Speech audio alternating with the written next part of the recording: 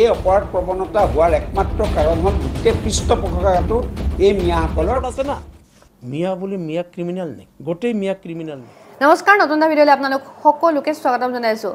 আজিকালি সকলো ক্ষেত্ৰতে ৰাজনীতি ঢিঙত ইমান ডাঙৰ এটা ঘটনা বিশেষকৈ সংঘটিত হৈ গ'ল, কিন্তু তাক লৈও সেই আন্দোলন হৈছে বা প্ৰতিবাদ হৈছে, আৰু সেই প্ৰতিবাদৰ মাজতো কিছুমান কিন্তু বিধায়কে ৰাজনীতি কৰিবলৈ এৰা নাই। সঁচাকৈ দেখি কেতিয়াবা বেয়াও লাগে, কিন্তু কাৰণ আমি এনেকুৱা এখন দেশতে বাস কৰোঁ য'ত আমি প্ৰতিটো ক্ষেত্ৰতে আন্দোলন কৰিব লাগে। আপোনালোকে চাওকচোন, স্মাৰ্ট মিটাৰৰ দাম বাঢ়িলে তাতো আন্দোলন কৰিব লাগে, এই ঢিঙৰ সেই কাণ্ডটো তাতো আন্দোলন কৰিব লাগে। মানে প্ৰতি ক্ষেত্ৰতে আমাৰ নিজৰ অধিকাৰৰ কাৰণে আন্দোলন কৰিব লাগে। কি আমাৰ ভাৰতখন স্বাধীন হোৱা নাই নেকি? প্ৰতি ক্ষেত্ৰতে যে আন্দোলন কৰি কৰি নিজৰ ৰাইটটোৰ কাৰণে মানুহখন যাবলগীয়া হৈছে, কিহৰ কাৰণে? কাৰ কাৰণে আমি আন্দোলন কৰি থাকিবলগীয়া হৈছে? যে আমাক এইখিনি প্ৰটেকশ্যন দিব লাগে চৰকাৰে, সেইখিনি কথাও কিয় আমি বাৰে পাতি সোঁৱৰাই থাকিব লাগে? অতিকৈ লাজৰ কথা, বিশেষকৈ এখন স্বাধীন দেশত বাস কৰি বিশেষকৈ এনেকুৱা ধৰণৰ প্ৰতি ক্ষেত্ৰতে যে আন্দোলন কৰি কৰি আমাৰ প্ৰতিটো বস্তু বিচাৰি থাকিব লাগে, তাতোতকৈ হয়তো লাজৰ কথা একো হ'ব নোৱাৰে। বিশেষকৈ এটা ভাল খবৰ পালোঁ, সেইকাৰণে অলপ ভাল লাগিছে যে যিজন ঢিং কাণ্ডৰ মেইন অপৰাধী আছিলে, সেই অপৰাধীজনৰ ইতিমধ্যে মৃত্যু হৈছে। কেনেকৈ হৈছে, কি হৈছে, সেইবোৰ মই ক'ব নাযাওঁ, কিন্তু অলৰেডি তাৰ যিটো পানিছমেণ্ট সি হয়তো পাই গৈছে। কিন্তু আৰু অলপ তৰ্পি যদি হ'লহেঁতেন তেতিয়া হয়তো বেছি ভাল লাগিলহেঁতেন। আৰু বাকী যি দুজন আছে, সেই দুজনৰ সোনকালে বিচাৰি তাৰ উচিত যদি তদন্ত হয়, তেতিয়া আমাৰ আৰু অলপ ভাল লাগিব। কিন্তু যি কি নহওক, বিশেষকৈ এই কাণ্ডটোৰ লগতে আৰু আপোনালোকে 3টা ঘটনা সংঘটিত হৈছিলে লখিমপুৰ, মাজুলী আৰু এটা জেগাত, যিটো কথা আপোনালোকে হয়তো বহুতেই গমেই পাইছে। কিন্তু সেইকেইটা ঘটনাৰ সংঘটিত কৰা, সেই এনেকুৱা কুকাণ্ড সংঘটিত কৰা সেই অপৰাধীকেইজনীও যদি এনেকুৱা ধৰণৰ শাস্তি পায়, এনেকুৱা ধৰণৰ শাস্তি পালেহে আমাৰ সকলোৰে ভাল লাগিব।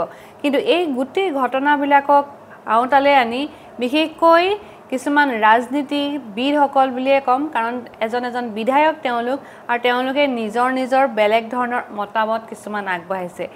মানে বেলেগ ধৰণৰ এইকাৰণে ক'লোঁ, কাৰণ আপোনালোকে ভিডিঅ'টো চালে গম পাব তেওঁলোকে কেনেকুৱা ধৰণৰ মতামত আগবঢ়াইছে, আৰু এইবিলাকে সমাজত কেনেকুৱা ধৰণৰ প্ৰতিক্ৰিয়াৰ সৃষ্টি কৰিব বুলি ভাবে। আপোনালোকে ভিডিঅ'টো চাই শেষত কমেণ্ট এটা কৰিব বুলি মই আশা কৰিলোঁ। আহক তেনেহ'লে ভিডিঅ'টোৰ মাজলৈ যাওঁ। নোৱাৰে চেলেঞ্জ কৰিছোঁ, নোৱাৰে। কাক খেদিব? ভাৰতৰ নাগৰিক ভাৰতৰ পৰা খেদিব পাৰিব? কোনে পাৰিব? কাৰ কিমান দম আছে ভাৰতৰ পৰা ভাৰতৰ নাগৰিক খেদিব? মুখত কোৱা কথাটো ইমান সহজ। তোমালোকে বাংলাদেশে আনি আছা আইন প্ৰণয়নৰ দ্বাৰা, আৰু ভাৰতীয় নাগৰিক অসমৰ পৰা খেদিবা? কেইজন খেদিব পাৰিছে তোমালোকে ইমান দিনৰ পৰা? এইটো মোৰ হাতত ৰিপৰ্ট আছে না। মিয়া বুলি মিয়া ক্ৰিমিনেল নেকি? গোটেই মিয়া ক্ৰিমিনেল নেকি? ৰাস্তা ঘাটত শ্ৰম কৰা মিয়াবিলাক ক্ৰিমিনেল নেকি? তেওঁলোকে নাগৰিক নহয় নেকি? ভাৰতৰ নাগৰিক কিছুমানে ইয়াতে ব্যৱসায় কৰি ইয়াৰ পৰা অৰ্থনীতি শোষণ কৰিব, তেওঁলোকে পীড়া পাৰি দিবা, আৰু যিবিলাকে দিন হাজিৰা কৰে তেওঁলোকৰ তেনেকৈ খেদিবা? এইটো কেনেকুৱা কথা? এইবিলাক দিন হাজিৰা কৰা মানুহ। উজনি অসমত যদি কোনোবা মিয়া আছে, কাৰোবাৰ ঘৰত হালোৱা কাটিছে, কাৰোবাৰ দোকানত কাম কৰিছে, কোনোবাই ৰাস্তাত কাম কৰিছে, কাৰোবাৰ পথাৰত কাম কৰিছে, এই কাম কৰা মানুহ। ব্যৱসায়টো নাই।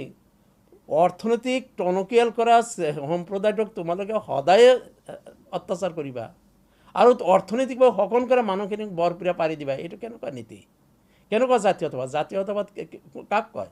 জাতিৰ উন্নতিৰ হকে যাৰ অৱদান আছে তেওঁলোকক সন্মান জনোৱাটো জাতীয়তাবাদ নে জাতিক শোষণ কৰা মানুহক সন্মান কৰাটো জাতীয়তাবাদ? এতিয়া জাতীয়তাবাদৰ ডেফিনেশ্যনটো মই শিকিব লাগিব নতুনকৈ। মই আহ্বান কৰিম যে এনেকুৱা ধৰণৰ ব্যক্তি বিশেষৰ দুখী ব্যক্তিৰ ওপৰত চূড়ান্ত শাস্তি হওক। এজন দুখী ব্যক্তিৰ কাৰণে তেওঁ বিলং কৰা গোটেই জাতিটোক শত্ৰু জ্ঞান কৰাটো কেতিয়াও ভাল কথা নহয়। পাৰে খেদকচোন, নোৱাৰে চেলেঞ্জ কৰিছোঁ, নোৱাৰে। কাক এভাৰ্ট কৰিব বিচাৰিছে যে অপৰাধী তেওঁলোকে যিটো ছেকুলাৰ ষ্টেটমেণ্ট দি আছে, টুপি পিন্ধি কিয় আন্দোলন কৰিব লাগে? আমাৰ যুদ্ধটো মুছলমান আৰু হিন্দুৰ নহয়, যুদ্ধটো মিয়া আৰু অসমীয়াৰ। এই অপৰাধ প্ৰৱণতা হোৱাৰ একমাত্ৰ কাৰণ হ'ল গোটেই পৃষ্ঠপোষকতাটো এই মিয়াসকলৰ কংগ্ৰেছ দলে কৰে, আৰু কংগ্ৰেছ দলৰ লগত তেওঁলোকৰ সম্পৰ্ক মাতৃ আৰু সন্তানৰ নিচিনা। এটা মিয়া এৰিয়াত অভিভাৱকৰ দায়িত্ব পালন কৰি সমাজখনক বা তেওঁৰ সন্তানসকলক শুধৰাই দিয়াৰ সময় কংগ্ৰেছ দলৰ মিয়াই আমাৰ নামনি অসম দখল কৰি পেলালে, আৰু সেইটো ক্ৰমান্বয়ে উজনি মধ্য অসমলৈকেতো হ'লেই, এইফালে ঢেকীয়াজুলিলৈকে, এইফালে নগাঁও পাৰ হৈ কলিয়াবৰলৈকে হৈ গ'ল কামটো। তেজপুৰতো হৈছে, মোৰ লখিমপুৰতো হৈছে। লাহে লাহে মিয়াৰ যি অগ্ৰাসন, মিয়াৰ পৰা কি ভয়াৱহতা আছে, এই ভয়াৱহতাটো যদি উপলব্ধি কৰিবলৈ হয়, এয়াই হ'ল উত্তম সময়। কাৰণ আমি যিকোনো মিয়াৰ অপৰাধ, মিয়াৰ অগ্ৰাসনৰ বিৰুদ্ধে এই চৰকাৰখনে যিমান মাৰ বান্ধি থিয় হৈ আছে, কোনো চৰকাৰে আৰু ভৱিষ্যতে অসমৰ ৰাইজে নাপাব। গতিকে এই আন্দোলনটো গণ আন্দোলন ৰূপ দিব লাগে। আৰু কংগ্ৰেছ দলকো মই অনুৰোধ জনাইছোঁ, তেওঁলোকে পাক লগাই যাতে এই ব্যৱস্থাটো, কাৰণ তেওঁলোকৰ ভোট বেংক খহিব বুলি পাক যাতে নলগায়। এতিয়া কালি মই এটা কথা কওঁ যে কংগ্ৰেছ দলৰ একদম সাংসদজনে দুখীৰ কথা প্ৰথমতে আৰম্ভ কৰে ছেকুলাৰ টুইট দি। প্ৰদ্যুৎ বৰাই লিখিছে ধৰ্ম যিয়েই নহওক। এতিয়া আপোনালোকে চাব কালি ডাইভাৰ্ট কৰাৰ কেনেকুৱা ব্যৱস্থা হৈছিলে। অপৰাধীৰ কোনো ধৰ্ম নাই বুলি কৈছে। মই কেইবাটা আন্দোলন কালি দেখিছোঁ মিয়াসকলে কৰা, যিসকল মিয়াই সচৰাচৰ জীৱনতো কেতিয়াও টুপিটো পিন্ধি নাথাকে, কালি আন্দোলন কৰাৰ সময়ত টুপিটো পিন্ধি লৈছে। যদি অপৰাধীৰ কোনো ধৰ্ম নাথাকে, প্ৰতিবাদকাৰী ধৰ্ম থাকে নেকি? তাৰমানে কি ডাইভাৰ্ট কৰিব বিচাৰিছে যে অপৰাধী তেওঁলোকে যিটো ছেকুলাৰ ষ্টেটমেণ্ট দি আছে, টুপি পিন্ধি কিয় আন্দোলন কৰিব লাগে? আন্দোলন নাগৰিক হিচাপে কৰক না। অসমৰ বিভিন্ন জেগাত দেখিছোঁ যে নহয়, আমাৰ যুদ্ধটো মুছলমান আৰু হিন্দুৰ নহয়, যুদ্ধটো মিয়া আৰু অসমীয়াৰ। সেই বস্তুটো বুজিব লাগিব, মিয়া আৰু অসমীয়াৰ যুদ্ধ। তাতে টুপিটো পিন্ধি কি বুজাইছে?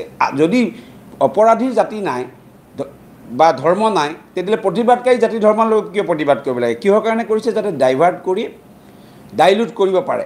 কিন্তু এই অপৰাধ প্ৰৱণতা হোৱাৰ একমাত্ৰ কাৰণ হ'ল গোটেই পৃষ্ঠপোষকতাটো এই মিয়াসকলৰ কংগ্ৰেছ দলে কৰে, আৰু কংগ্ৰেছ দলৰ লগত তেওঁলোকৰ সম্পৰ্ক মাতৃ আৰু সন্তানৰ নিচিনা।